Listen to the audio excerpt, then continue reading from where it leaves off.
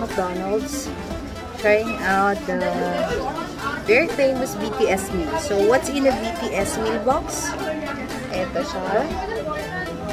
Chicken McNuggets. And price lang.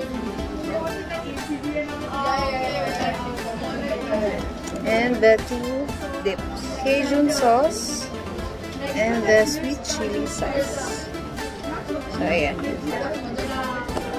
So, ayan guys. Ito yung drinks. Kasama niya. Here you go. So, here in the UAE, it costs 24 dirhams. So, ayan.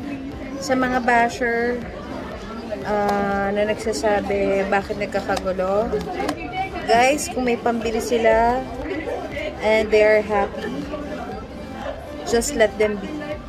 So, yun lang. Live and let live. Let's enjoy this.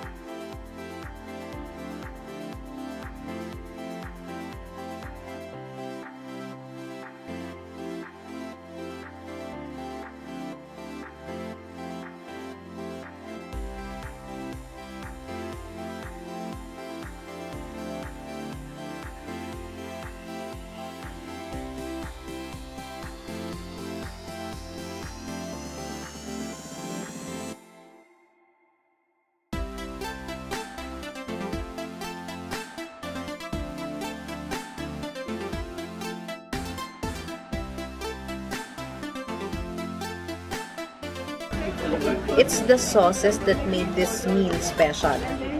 Kasi normal naman na meron tayong mga nuggets and chips, pero the sauces themselves, panalo na.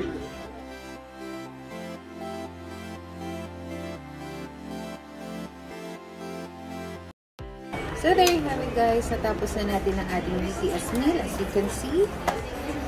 And so, ubos na ubos siya. So, what's the craze all about?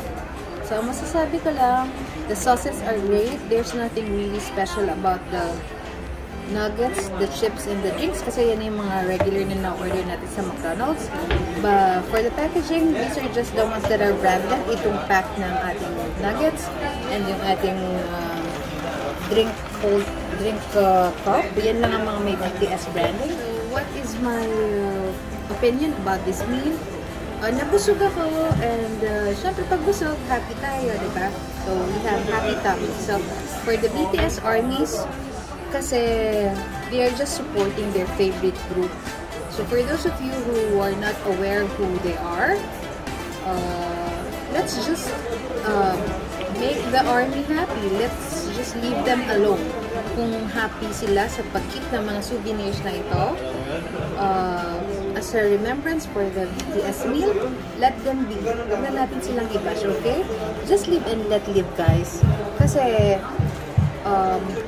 you cannot buy happiness. And today, in these times of pandemic, it's important to be happy. So, kung happy sila, go. So, there you have it, guys. Remember to keep smiling because life is terrific. Ciao!